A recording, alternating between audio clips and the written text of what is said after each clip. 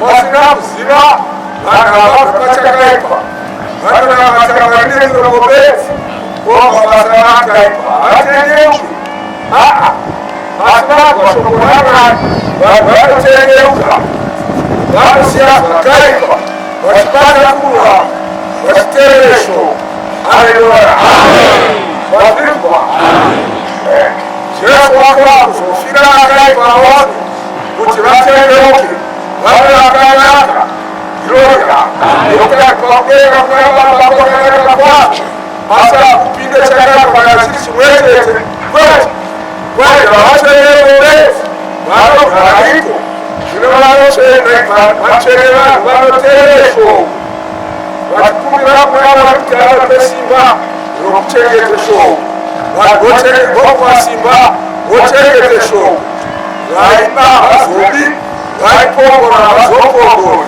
vainamata zvifananidzo havazonamata zvifananidzo vaigura havaguri vaenda kung'anga havazoenda kung'anga vonamata mwari upenyu baba vacho jesu vachichengetera miterere sezvakanyorwa mubhaibheri voverenga bhaibheri haleluya vamwe vanobvaviramba nokutinovafona inoti musabe vachida kuba ndoti musapongora chida kupongora ndoti musanamata vakafa ndo vachinamata mizimu navasvikiro nevakafa haleluya shoko rakorege kuuraya vanhu vetauro ndo vachinamata nekuroya zvese savasatanisi haleluya zvinopano kuti mwari womasoro anotida ndijesu unorwake jesu rwakapomba anotida hatisi takatiri kure naye asi wakatitenga neropa rake akutagwa atitenga neropa rake takenerokaaaasa rake takanagwa neropa rake kana chene tikachenjwa hazvere tikadzigara muna ndokuzotanga kwatikambera jesu atenga muna jesu akabvamusera jesu wachisikwa chitsva zvakare zvadii vafura wasiya mabasa akare shoko ravari kunovakaita zvakawanda nerasha dzinowanzwa muyewo vavazirwasisi yasha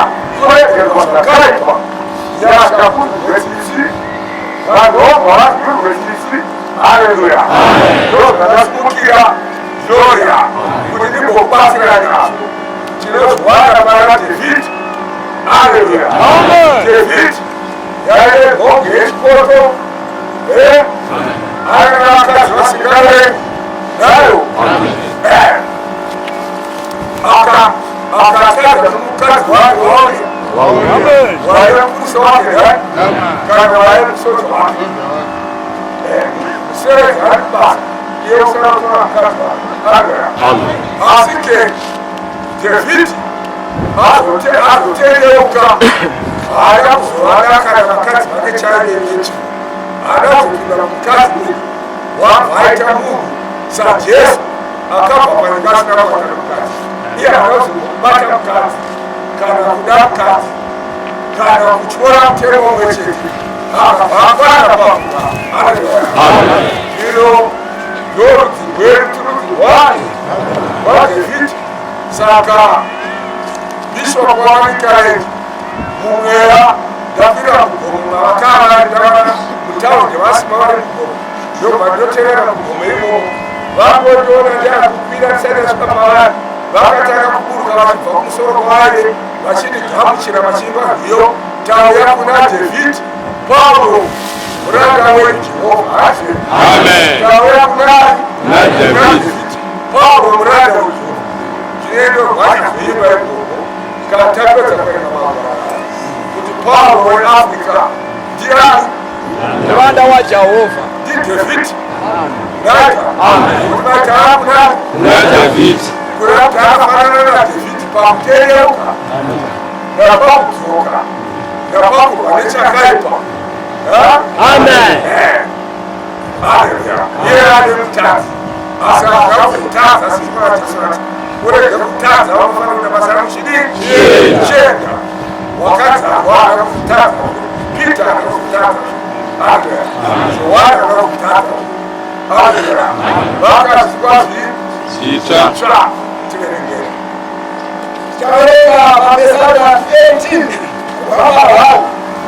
Solo kuloti. Nabiti kuloti ya Yehova ndokuwa mugira. Kutuma nini wofindezeka wa David. Kana wa Yehova, watawa kuna Yehova, wasokuru. Amaya kali wa Yehova. Amaoko awe iwayose. Amaoko asawo akati. Inokudisa Yehova. Amen. Simba wangu. Yehova ndio wangu hali yangu. Amen.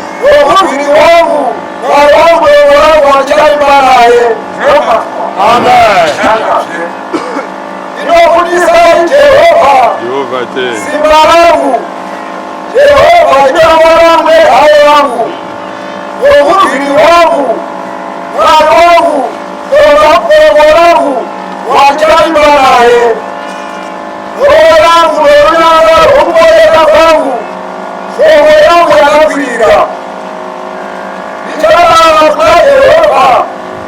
Yehova kurubizwa. Nijaboneka kwa wengi wangu. Nawote waruhola nikona. Uyezizize wakaiba anajifunza. Nawote esiwole anajisunga. Isiwole ufana niwira.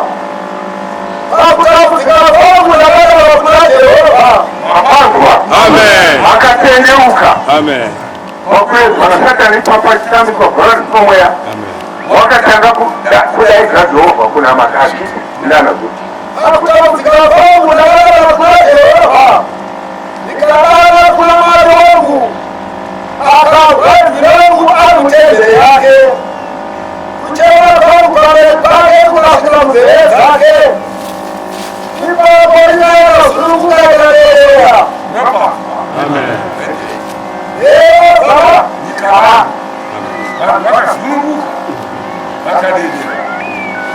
Amen.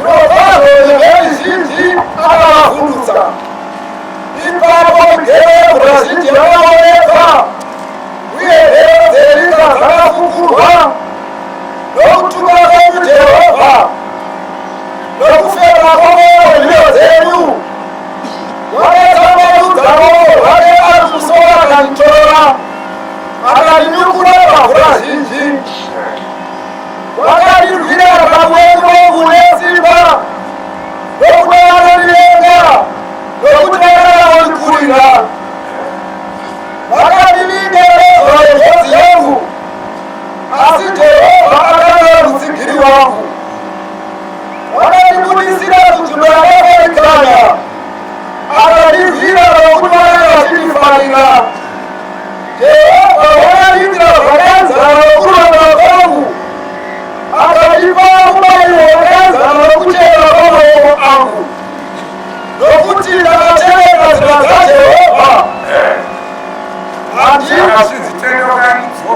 Amen. Amen. Tena wamudi uzoke. Wakai asiye mira yake nzira zake. Amen. Lokuti ndakatera nzira za Jehova. Andina kubvakuna wamwe kunyengera. Lokuti zvose zvakatoka zvanga zviri pamberi pangu. Amen. Andina kusundira kudeni zvakatema. Ndakanga ndakarwa maoko ari. Ndakazvichengeta iripo zvakaipa zvangu. Naizvozvo Jehovha wakandiitira zvakaenzana nokururama kwangu. Zvakaenzana nokuchena kwamaoko angu pamberi pake. Kune ngoni munomuitirawo nengoni. Nomunhu wakaroma kwazvo munomuitirawo zvakarurama. Wakanaka munomuitirawo zvakanaka. Wakatsamwa munomuitirawo nehasha. Nokuti muchaporesa vanhu vanotambudzika, asi muchaderedza meza anozvikudza. Nokuti imi muchatumbidza Jehovha. Jehovha Mwari wangu muchavherekera rima rangu. Nokuti nemi ndichayema hondo. Kana ndina Mwari wangu ndichadarika rusvingo. Kana ari Mwari, nzira yake yakafana kwazvo. Shoko raJehovha rakaidzwa. Iye ndoya wasinaimba naye. Nokuti ndianiko Mwari asi iye Jehovha. Ndianiko Remo asi iye Mwari wedu. Iye Mwari wendisunga chiuno nesimba. Unokwanisa nzira yangu. Unoita tsoka dzangu dzivese tsoka dzenondokazi. Unoisa pamatunhu angu akakwirira. Unodzidzisa maoko angu kurwa. Naizvozvo maoko angu anowembura kutagerarira. Satani lowa musoro agotiza. Satani lowa musoro agotiza.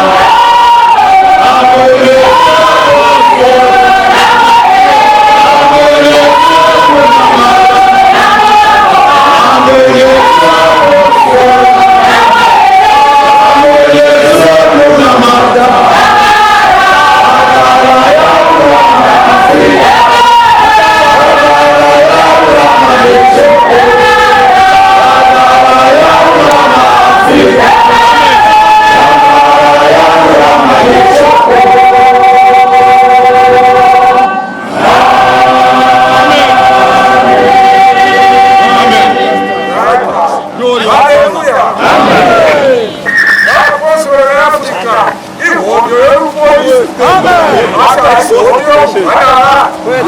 Wewe hapa leo. Sio wewe hapa leo. Wewe ndio tutasara. Ndio tunavale. Ndio tunavale. Basi kama Direta kutumana barama msemwane simu. Direta kutumana barama kwenda.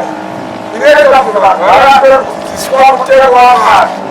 Wachinama tabachipa, wachipongona, wachiroya. Haleluya. Amen. Amen. Kule kupongona, kule kukuraya, kule kukuraya. Nora wakufona chechi, watu sichoksi. Wakakaka mjere kwa hai. Nora huko. Mkatu wenda ukana keuli. Osko ndogo wada urama kasu. Okogo kwa. Okiwa. Ya lazima wakulisa.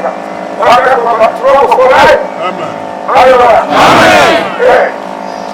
Jino Yesu apostolo wangu atino wani nasata. Ati kwenye mweleo. Amen. Kwenye yaka leo. Watumoyo upo. Watumoyo upa. Watumoyo ushikuta. Amen. Watumoyo kuna wadawakapa. Nopile zimu. Kuna wadawakama. Watumoyo kuna vifafata vijika. Kuna wadawakama. Yes, I am a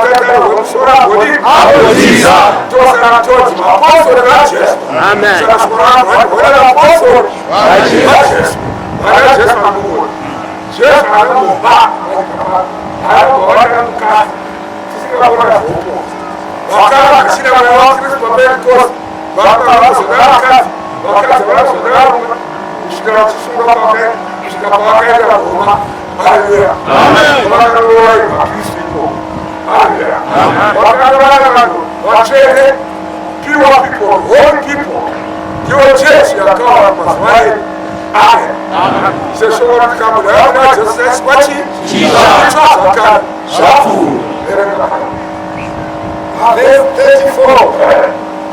what is this?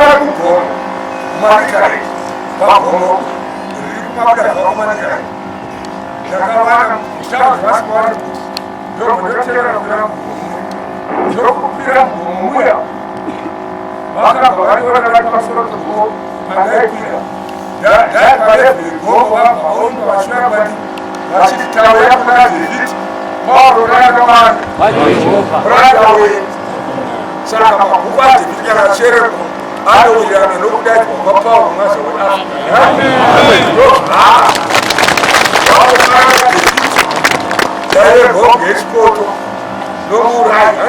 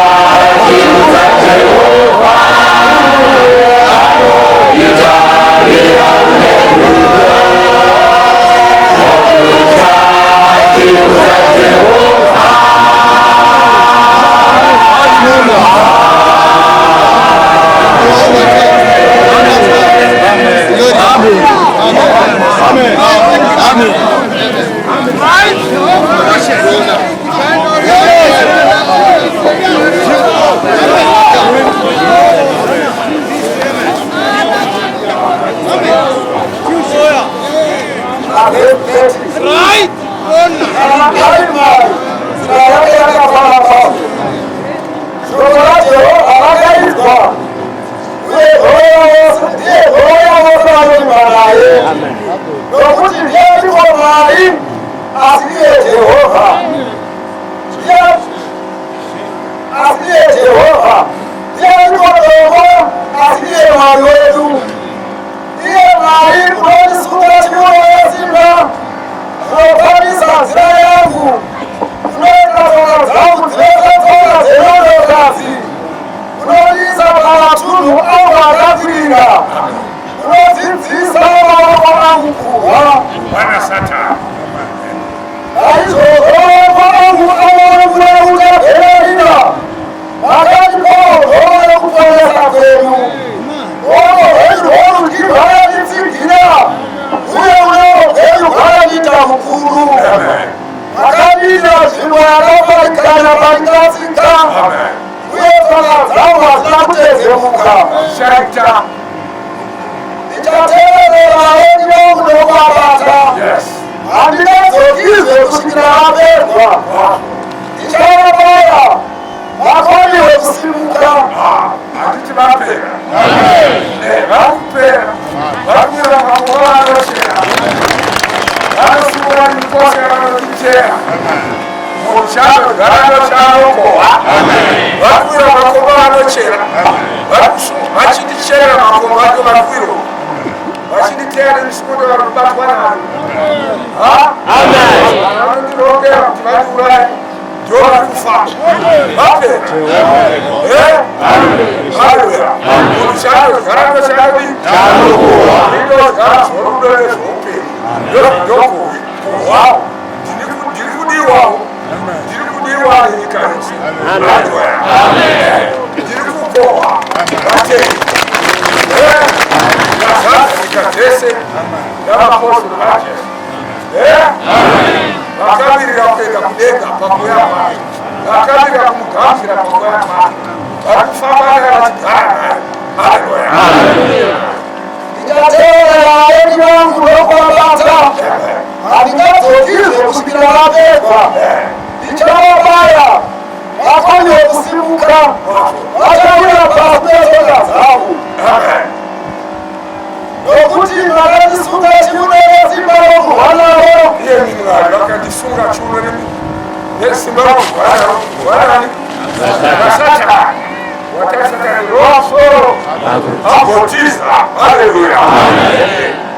nokuti vakandisunga chiuno nesimba rokurwa navo vakandifundisa vaindimukira vakatizisa vaeni vangu kuti ndiparadze vanandivenga vakatema akwanana kusinovaponesa kuna Jehova asi haana kuapindura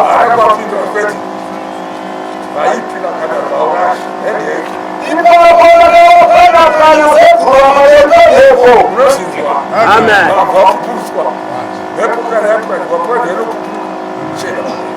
vakandirwiravo pakukangaradzana kwavanhu vakandiita mukuru wedudzi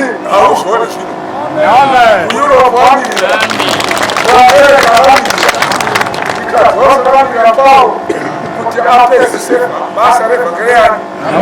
Nyika dzose dzadii mabogwagwema.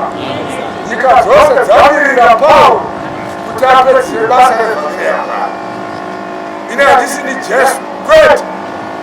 Haleluya. Ndiri mupostori waJesu, ndiri mutumwa anotumwa naJesu. Basa ndotumwa randakatarwa ndiri munowanika rino ndinokuparidza kukosha kwezita raJesu nokushandisa kuoporesa kwake, nokuti vaiva havazobi, vaipomora havazopomori, vairora havazorori. Haleluya. Vaita zvakaipa zvine zvavazviita vadora.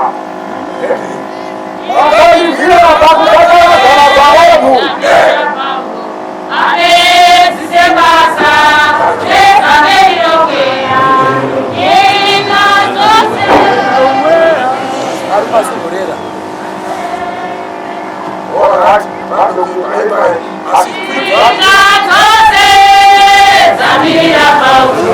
Amém.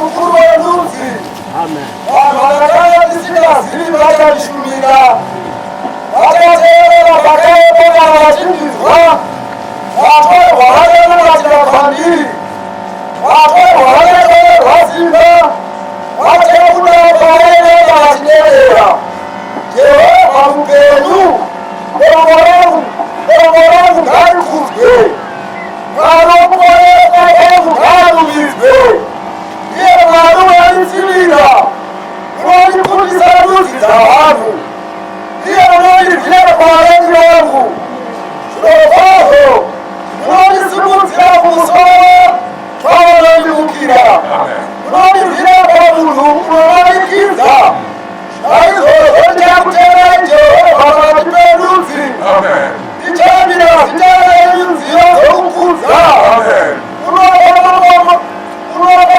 wake kuponesa kukuru unoitira kuzobva wake unyoro iye Dhavhidhi nomwana wake nokusingaperi. Chapter 19. Ukuru hwaJehovha unoonekwa pazvisikwa zvake nokudaro wake kumutungamiriri wokuimba nezana raDhavhidhi. Kudenga denga kunoparidza kubwinya kwaMwari uye denga rinoratidza basa ramaoko ake. Musi mumwe unotaurira mumwe musi uye usiku umwe unokumburira mumwe usiku njere.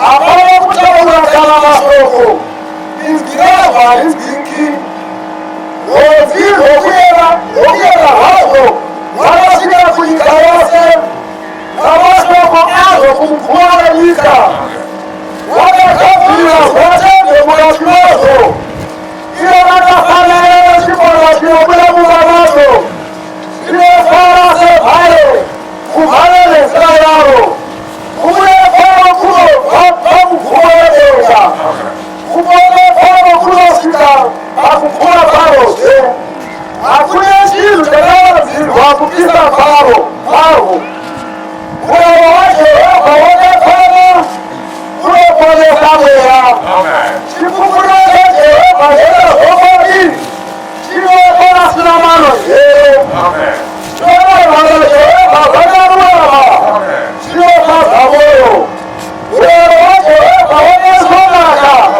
unovherekera meso kutya Jehovha kwakanaka kunogara nokusingaperi zvakatonga Jehovha nezvavokwadi zvakarurama kwazvo zvinofanira kutsvaka kukudenderana zvirokwazvo kukudenderana zhinji yakaisvonaka zvinotamirawo mufuno uchi nomuswa mazinga ouchi uye zvemuranda wenyu unonyeverwa nazvo pakuzvichengeta pamugaro mukuru kana kuri kutsauka ndianuka kuziva ndianikongaziva zvitadzo ndinatseimi pazvitadzo zvakarazika dzorava muranda wenyu pazviri kuzvikudza ngazvekurasimba pamusoro pangu ipapo ndichava wakafara handingavire gosa rokudarika kukuru mazvoko emuromo wangu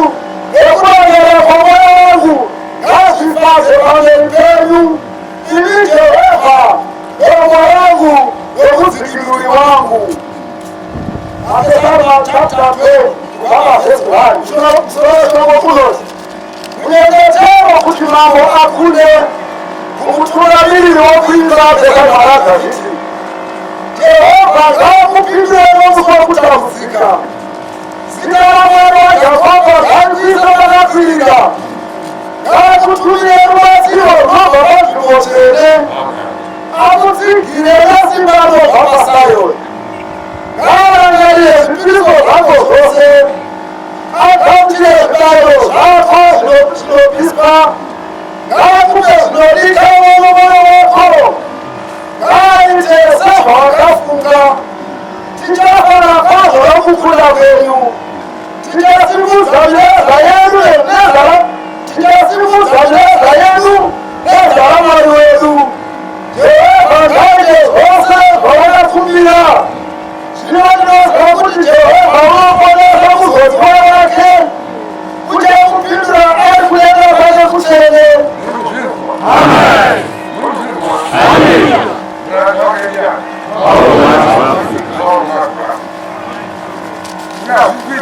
kuita atotanga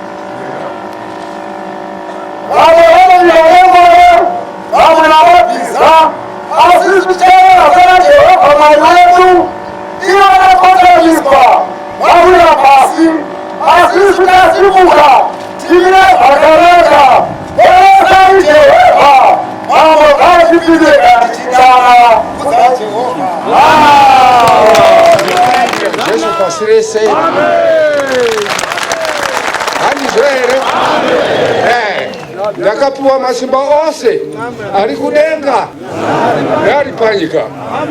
Mazvinzwa munomuchetekana zvonetsa nezita raJesu wakati mapauro mwazvo weAfrica kuti azorodze vanotenda ngazvirege kudaro zvomba zvarega. Munezoramba kuita uchidozviite unongoti muzita raJesu wakati mapauro mwazvo weAfrica kuti azorodze vanotenda ngazviite zvomba zvaita.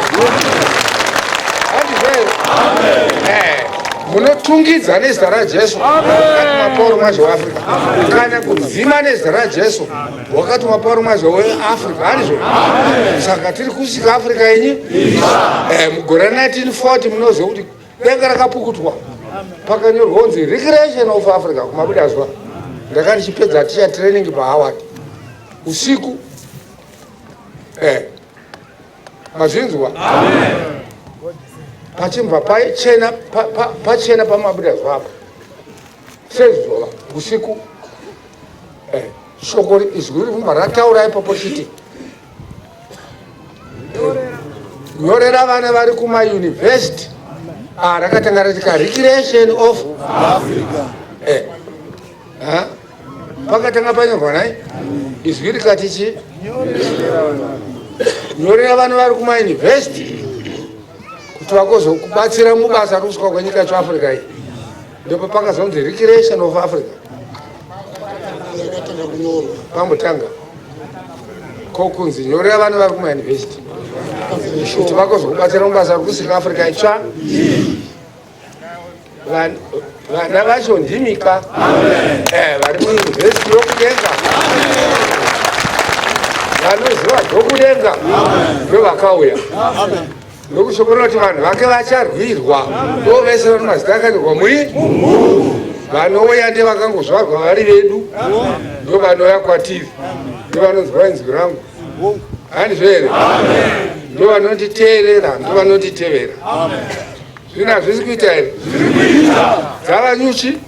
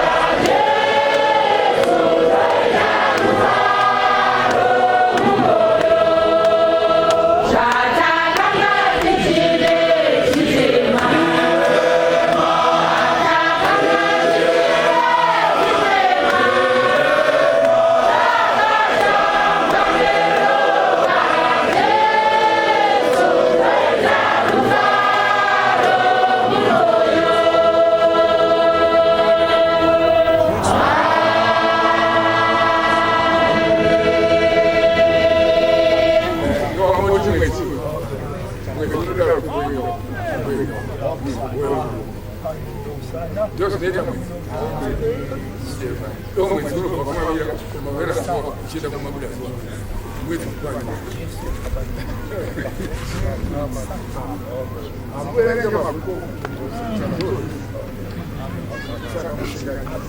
Amen.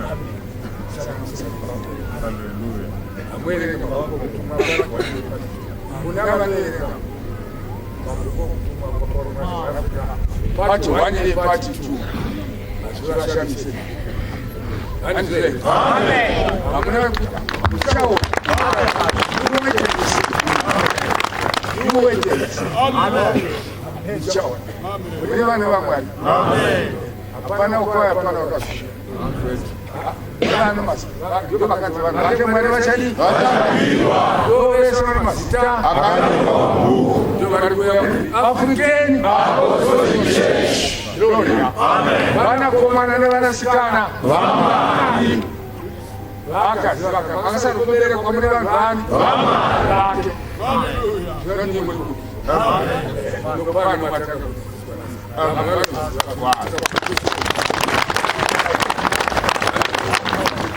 Ndio matanga kwa Bwana. Amen. Maka bione. Amen. Asibabu ya kwenda basi.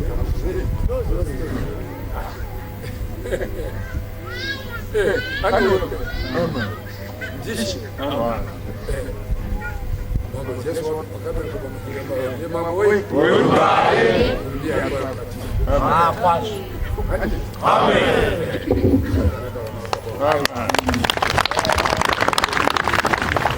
Amen.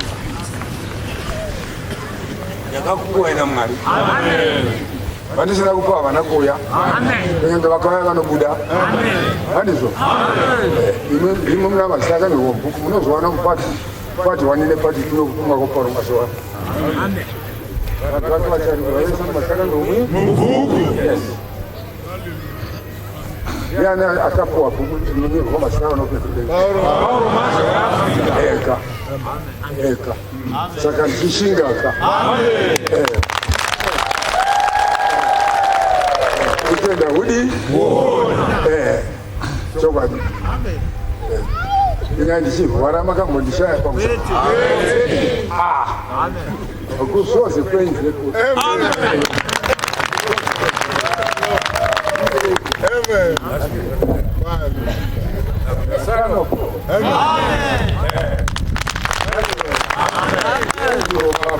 amen haleluya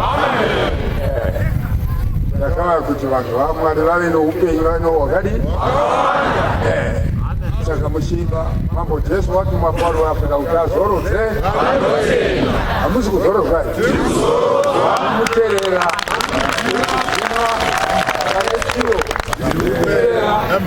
vanopeka vari kunaka metamakumbo vanoamiswa mapofu vari kuona handizve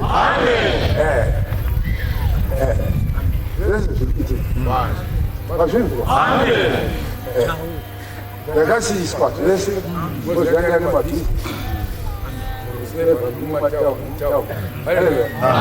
ndakadzisiya basarani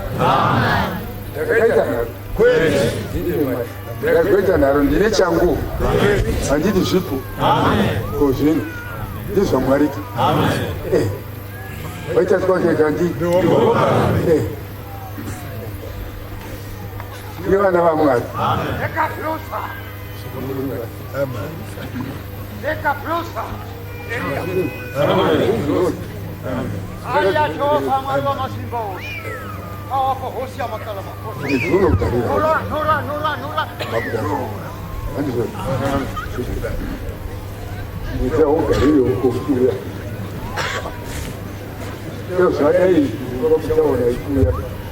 Sivatana yako kwamba pesa kwa tete basi ukuda tena ndio ya telefoni hapa watino watu haleluya amen tatisa asinokuta ashinga ka amen anokumbira nodi anotsvaka anogogodza nokuti katika muchatsvaka mukandiona kamutunakana mweye yose makumbira pasina kukumbira kuona anzi ndezi inde mai undu isaziva ero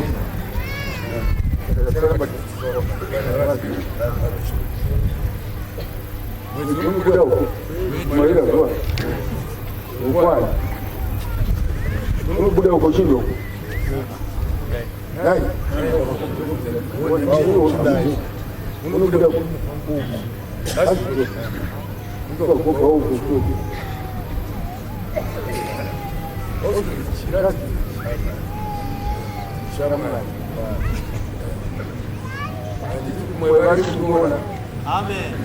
Amasangano awo ozoona atikizibu balondona tikubulenga Yesu anodaroka mwe musachamira pamusango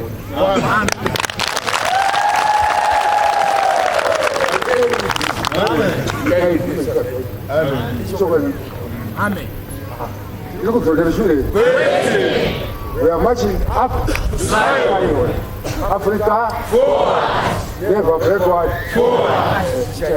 Amen. Hallelujah. Amen.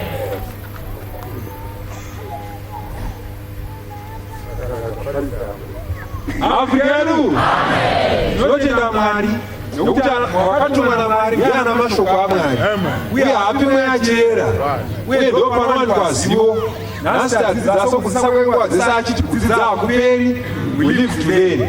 Afrika yedu zivo inoramba ichifambidzwa tichikurara pairi nokuda kwokuti tinaye nguva dzese haasi kuzorodza nyama yake sezvaitoreva vaitamba ngoma kare vaiti handina gumbo renyengerero kunyakambuka ndinokohwa rimwe nekuti vaibvira chete kuti vafadze nyama yavo ipapo asi mwana waMwari haazorori kusvika tese atipinza kudenga isu tose. Afrika yedu saka achishingaira kunotorwa kuti isusu tiponiswe. Saka nesuwo ngatizarure mwoyo wedu nokuti Mwari ati ndinoda vanondida vanonditsvaka nemwoyo wese achandiwana wandiwana wana upenyu uchakuwanisha naJehovha kwete ngatofira ndireke kushambura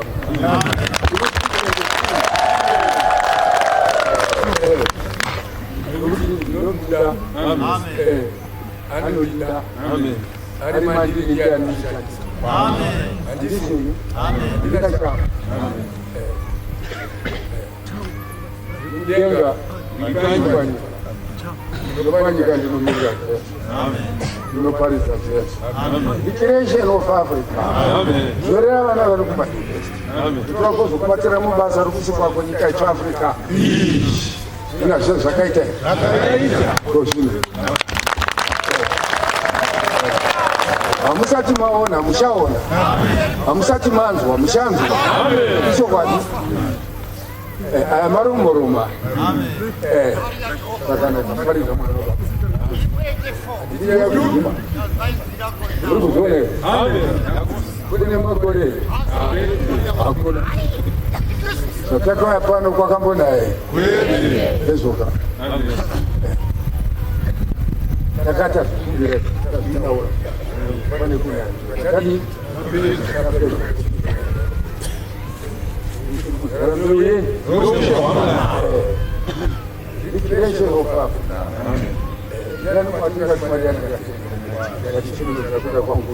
Dai mandita muranda wenyu mandituma nebasa revanhu venyu veAfrica kutanga kazvisingaite ndiurayei Mwari chokwadi kunyanjude kirimi kana zvisingaite. Amen. Uye pandakadaberekwa ndavafa neinfluenza makandimudza mukati mwana wamusirwei as a recreation of Africa. Amen. Must step forward. Amen. We are marching up. Yeah. Amen. We are marching forward. Look at you, Mama.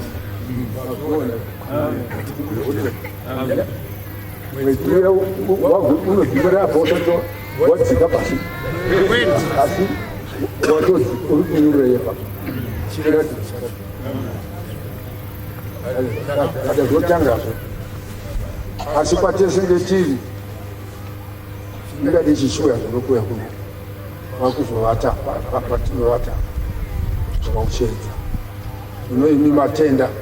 Haleluya. Saka Mwari rudo Mwari wazorora kuti matenda kuti maziva